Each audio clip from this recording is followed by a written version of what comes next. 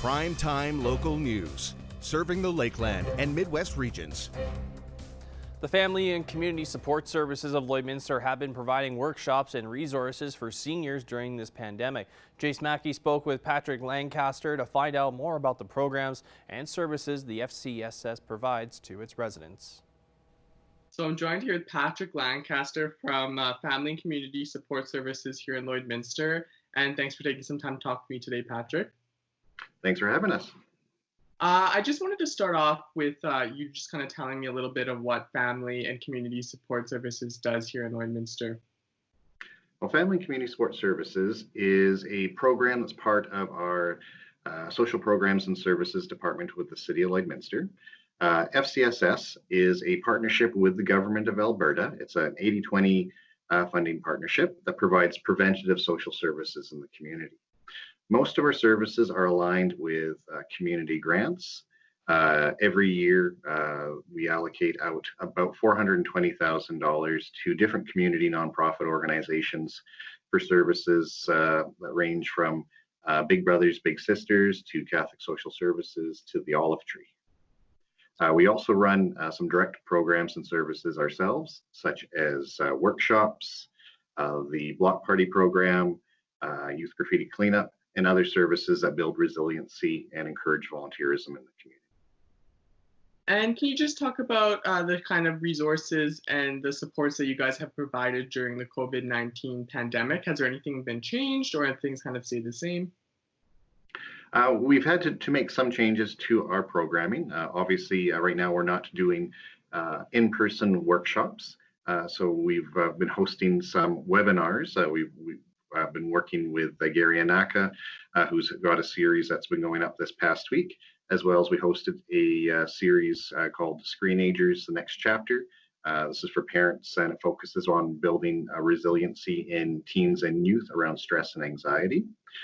We've done some pivots to some other programs. So for example, the senior taxi program, taxi vouchers were not available anymore at some of our regular vending sites, such as recreation centers, City Hall, or the Legacy Center. But we've been working to ensure that the credit unions are still able to stock the vouchers for seniors to get. And we were able to reach out and connect with Lloydminster Co-op Marketplace, who is selling those senior taxi vouchers now for us. So there's been a lot of adjustment and a lot of change, and we continue to offer our regular information and referral services. So we've had lots of calls from residents looking for services, and we do our best to help them get connected to the appropriate agency or government program. And when we talk about the Senior Brain Seminar that you guys are doing this week, and so there's been some that people can go back and look on, and there'll be some all the way until Friday. How did that come to be? And was that something that you guys were planning to do before and had to move to kind of an online seminar, or is it something you decided to do recently? It was a new program. We'd worked with Gary Anaka for a couple of years now. He'd been a speaker at our National Senior Days events, and he was very well received by the seniors. He presents a really positive message around how to take care of your brain, how to promote and engage in positive mental health, how to take care of yourself, and a very, very positive and a very, very beneficial message for our seniors. And when we were thinking about what seniors are going through right now and some of the additional pressures on them, we wanted to bring someone who would bring them useful information, but also to bring a familiar face, somebody that the seniors in our community trust and can recognize.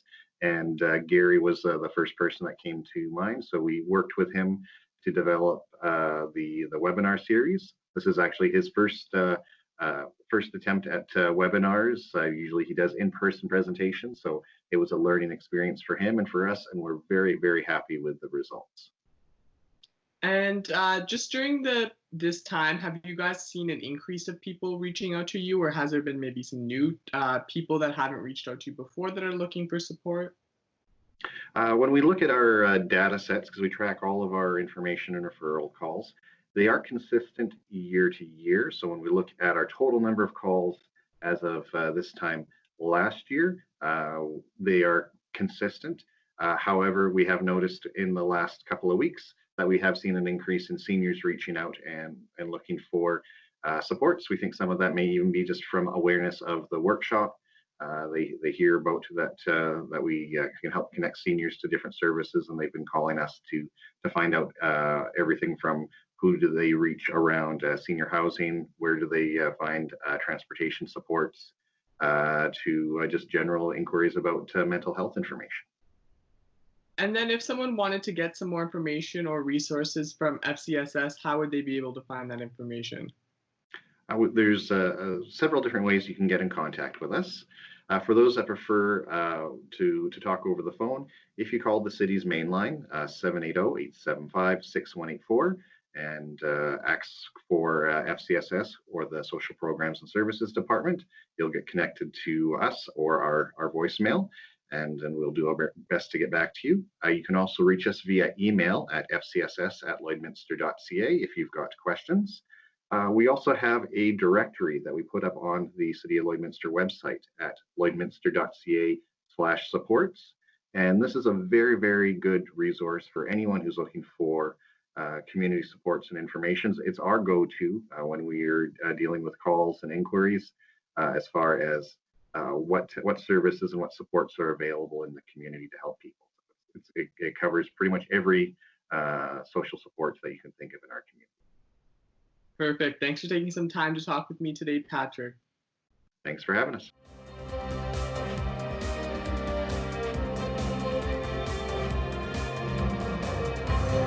I'm joined here with Mangesha here, and he's the owner and operator of Fat Burger here in Lloydminster. And now Fat Burger is actually hosting a fundraiser. Yeah, we are like doing the fundraising here for the food bank actually for next couple of weeks. So like food bank is really going through the tough time, so we thought we should do it. And where did the idea come from? Yeah, the idea basically, like we do these kind of community events every year. Like we did couple last year as well. We raised some funds for the family who lost their house in the fire last year. So they were in very need. So we raised some funds for them as well. And now we are doing it for food bank. We'll be definitely doing for food bank in the future as well. And I also want to mention here that I come from the family who has a thought like to being a part of this community, we owe something to the community. So whenever we get chance, we should pay it back. So here is the chance I have, so I'm doing it. And how does the fundraiser work? Fundraiser, it's actually on very basic idea and simple idea for next couple of weeks, starting from the May the 18th to the May the 31st. As many as Fat Burger and the double Fat Burger we're gonna sell. We're gonna donate $1 behind every burger straight to the food bank. And we are also encouraging the people to do some cash donation as well, so we can raise as much as money as possible at this time. And why did you feel now was a really important time to host something like this? Oh yeah, like raising the funds for raising the funds and giving support to the organization like a food bank. There should not be any specific time because it's a non-profit organization and they're really working for the community. But yeah, your question is right at this time because of the pandemic out there, it's really tough time for everybody. So as food bank is going through the tough time as well, lots of people have lost their jobs, lots of businesses have closed down temporarily or permanently, lots of businesses have slowed down. So we found that like food bank is not getting as much as support they should get it because there are lots of people, hungry people out there in the community right now. So we thought like let's do it for the food bank at this time. And you said earlier that, you do these types of fundraisers throughout the years to try and give back to the community. Why do you personally feel this is really important to be able to give back to these people in the community? Well, as I said, like for being a part of this community, it's like we owe some responsibility to the community. So like if there might be some time comes in, like I will be in the problem and the community will pay me back. So I am in the position I should pay it back now. So we whenever we get a chance, we do this kind of community events always. And when does the fundraiser run? Like for this one? Yeah. Yeah, it's from like May the 18th to the May the 31st, and we have already started asking our coming like the customer right now coming in if they want to donate for food bank. So it's actually for the people. It started already till the 31st. For us, it's from 18 to 31st. And with the pandemic, are you still doing takeout and delivery options, or how does it work if someone wants to come eat there? Oh no, it's actually strictly we are following the government, right? So whatever the government's on rules or regulation, we are 100% following it. So it's at the moment it's definitely delivery and takeout. So people phone us, we keep the food ready, or they come in, order it, go away, and they come back and pick it up. So hopefully we are opening the dine-in 50% at least very soon, but there's no instructions like opening soon right away. And is it a specific burger that you have to order, which goes to the donation? Yeah, it's a fat burger or the double fat burger. Like it's our signature burgers. They are really good in taste as well, so people will enjoy it. Well, thank you so much for doing this, Minjas. Oh, you're welcome. Yeah, thanks for like bringing me here to talk to you. Actually, thanks, Jasmine. Thank you.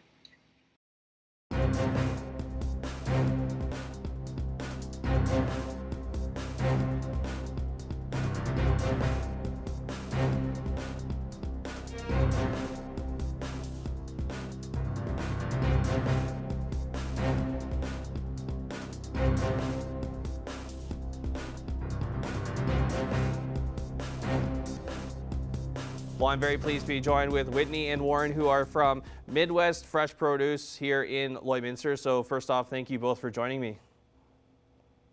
Thanks for having us. Let's talk a little bit about your business. You guys are fairly new into our community here. So what exactly do you guys do?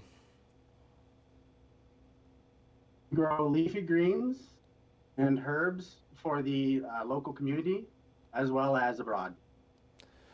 Now, you guys have this thing which is pretty unique. It's the vertical aquaponic farm. So I guess just touch on what that is really and how does that kind of differ from other greenhouses and produce places here? Okay, so what aquaponics is the utilization of fish, which is aquaculture, and hydroponics, which is the use of water and no soil. So you use a substrate like rock wool or cocoa quark, and that is what the plant grows in. And you suspend that inside the water, and the water has all of the nutrients that are required to grow the plant. Right. With that being said, there is, in aquaculture, you have bacteria in a system that are fed by the food that we feed the fish as well, and by the waste material. That bacteria is turned into useful nutrients and then absorbed by the plants. And I guess just touch a little bit more on, some of the other types of vegetables and other produce that you grow in your guys' operations.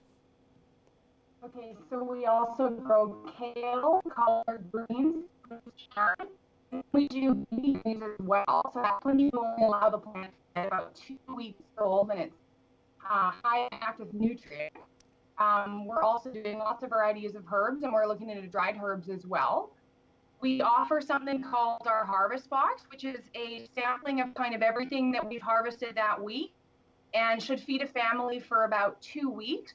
And so we're delivering those to the local community and then also Saskatoon. And how much response have you guys been receiving from the community here since you guys first opened? In general, it's been really good. We have a lot of supporters who are excited about having something delivered to their door and also fresh all year round. So we've received a lot of support from the community. We're very thankful for all of our neighbors and everyone that's sharing our Facebook posts and our Instagram, because we don't really do a lot of advertising. I haven't even really yet. So everything has been by word of mouth. So we've been pretty excited. We sold out last week and we have again this week. We're in a trade show, online trade show this week as well. So we're expecting that sales should be on par. So we're excited. Now, of course, COVID-19 has affected many businesses and greenhouse operations across the country here. How have you guys been handling, your day-to-day operations, and what kind of procedures have you had in place, since the pandemic? Before COVID-19, we had a lot of safety procedures in place. Like we don't allow visitors in our greenhouse, and we have a 2-shoe policy, face masks, gloves, certain things like that. We've got sanitization procedures that we do daily before our harvesting, and whatnot. And in general, the greenhouse is only open to a very small group of people, myself, Warren, and one of our employees essentially that goes in and out, and it's direct for the customer. So there's not very many people involved in the growing and handling of our product. But when COVID-19 came into play, and in a week's course, our farmers markets closed. We had to go online and get everything set up that way. And then we've been doing curbside deliveries and pickups that way as well. And I guess just one thing I'm kind of curious too is, what made you guys want to start this type of operation? What a good question. It basically started as a gift for my wife. Yes, a greenhouse. I built her a small one, and I just cleaned it, put all the work into it. And honestly, I took a great liking for what took on inside. I realized that you can grow plants in the wintertime when it's minus 35 outside. And I mean, you can grow good plants. When I realized that, I thought, well, I'm a farmer already. Why not continue in the wintertime? And Mother Nature can be cruel at times. But so we take shelter, we go inside, and this is my way of finding our way, finding something to do, keep busy, to feed the local community, and to be proud of what we do. And I guess just really quickly, how can people find your business and if they want to order stuff for themselves? Okay, so the best way to order is go to our website, www.midwestfresh.net. On there, you can order anything for the Lloydminster area. You can see our delivery routes. If you have any troubles with that, you can always reach out to us on Facebook or Instagram. We're on both. And then give us a call. There's emails and phone numbers on our website as well. But you can put in a delivery, for weekly delivery there. Well, I really appreciate both of you for your time, sharing all that great information with us. It's good to know we have some more local businesses here in our community still doing well during these tough times. So thank you.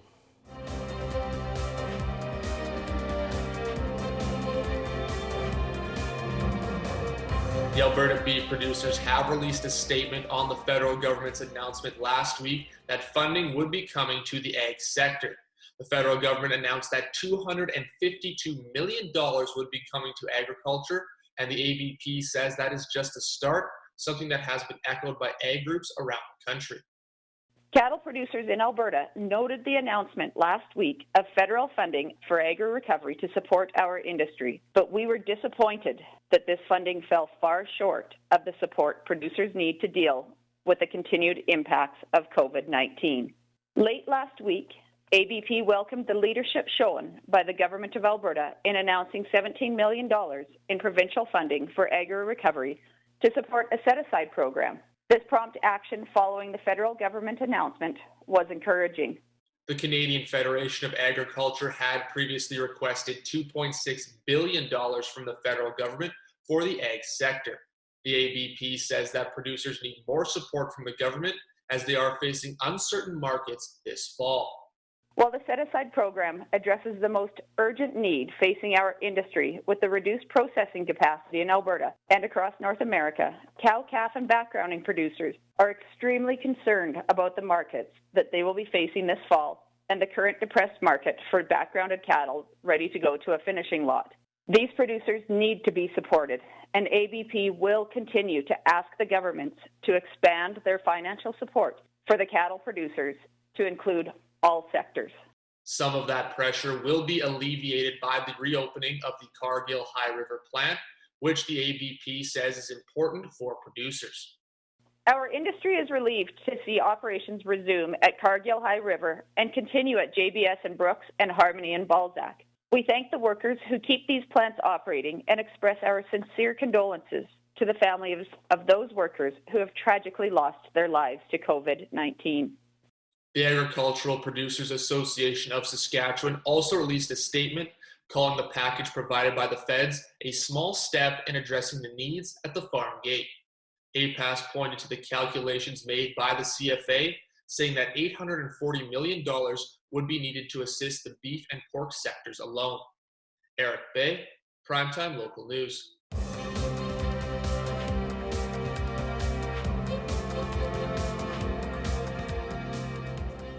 Joining me today is Heather Walker, Club Manager of Rolling Green Fairways. Heather, thanks for joining me.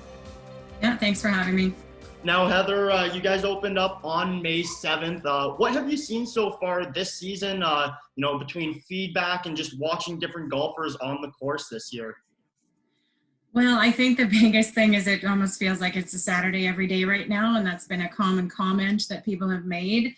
Everybody's got an adjusted work schedule. So, our normally quiet times are not quiet right now. And combining that with learning and trying to implement all of the new restrictions and protocols and stuff in place, it's kept everybody on their toes for sure. But it's been good. I mean, people are just excited to be able to be outside in whatever capacity they can be and chase a ball around a course for a few hours. So. Now, I know a lot of people, I guess you could say, fought for golf back this summer. There was the big petition going around for Alberta golf. Have you noticed, I guess, people are really just happy to be back on the course? Oh, for sure. It was interesting to watch the trend and the petitioning that was happening. It seemed like it was about a 50-50, viewpoint on that, I guess. It seemed like 50% were like, it's absolutely not an essential service. And then the other 50, it absolutely was. And it really went back and forth with that. But at the end of the day, I think it's a personal choice. And if it helps you get out of the house and have a better headspace, then, there's a lot of things we can do to make it as safe as we can for our customers coming onto the course. So. Now, Heather, what are a couple different protocols you guys have to follow? Different things like we've seen courses with their cups out of the ground. Obviously, couple different courses with riding in carts, different things like that. Yeah, so we have about 3 to 4 pages of different suggestions. Some are requirements, some are suggested protocol. I would say the biggest ones that we really want to emphasize that we are. I'd say people maybe sometimes have the most difficulty understanding or wanting to comply with is that it's absolutely one rider to a golf cart. There is no leeway on that unless you live with that person. And we're willing to take different forms of proof that you live with that person, whether it's bills in your names, matching licenses, a lease agreement, something that shows that you reside together. There's been lots of people trying lots of different arguments to try to get away with it. But I mean, we don't want to be responsible for letting something slide that ultimately at the end of the day shuts down everybody. So we are going to strictly enforce that. The other thing, especially at this time, is that they're asking that we not permit people to check in for their tee time until 15 minutes prior to. So, sometimes you get the old guys are used to coming out an hour before and having coffee, and they can't do that right now, but they're not quite used to. They're still coming out and having a hard time understanding that we can't check them in until that 15-minute window. That's just something that's been, put out there as a requirement by the government of Alberta. That is not Rolling Green's choice. That is not what we want to implement. We want to provide better service to our guests, and we can't wait until we can. The other thing, hopefully this changes tomorrow, but for right now, and until we hit stage 1 of Alberta's reopening plan, is we don't have the pro shop open. So we have to meet them outside and try to remember to tell them everything. We have rules, printed out to hand to people. We have signs posted, but right now it's really hard to not even be able to allow them to come into the pro shop to check in. Everybody's used to doing that. So it's a bit of a challenge. But those are the three main things that I think are hardest for the golfer to change their behavior with, I think. Now, you mentioned obviously people coming in or used to waiting that hour before their tee time. Have you talked to any of them? And, what, I guess, with these changes, how have they reacted to that? Well, I would say about 80% is good. They're just happy to be out. They're grateful, they're happy, they're patient. Because, of course, the check-in process takes longer now, too. So, most of them are good. 20% maybe seem to want to challenge the rules and challenge us and challenge my team. And to be quite honest, we're asking for everybody's patience and understanding as we muddle through the rules and that are constantly changing, that we are required to enforce them. It's not us trying to be mean to the public or try to rip them off or anything like that. It's we're asking for patience and understanding because we're all trying to just do this together and keep us open and keep everybody open, right? So, so I'd say it's about an 80-20. Now, understanding. Yeah. Now, future plans for the course, different things like men's night, is that still going to happen? And different things like you mentioned, the pro shop reopening and restaurant and whatnot. Yeah, so pro shop and clubhouse, the restaurant, will fall into stage 1. Now, that could be as early as tomorrow. We're ready to rock in the pro shop. The kitchen will maybe take an extra day or two just to get a couple extra protocols in place there. Right now we do have takeout or curbside pickup. They can call into the pro shop, place their order. It'll be prepared for them and we'll either bring it out to them or they can pick it up. I can't wait till we can have a men's night again and a ladies' night again. Right now it's not permitted, and again, not by our choice by any means. We've put a lot of thought into how and what a men's night will look like and what a ladies' night will look like when we can go ahead. Obviously, it's likely that the banquet portion will not happen. But I mean, we can reduce the prices. We can offer grab and go items to them. We can do a prize presentation virtually, so they come, they golf, they compete, and, they leave, and then they get their prizes the next day, curbside or what have you. So there are ways to get around it, but the government's, I don't think, willing to, they're not going to just open everything up right away. It's baby steps. So we have plans in place for when we can take the next step for sure. Well, Heather, I appreciate you taking this time with me. This was Heather Walker with Rolling Green Fairways. Yeah, awesome. Thank you.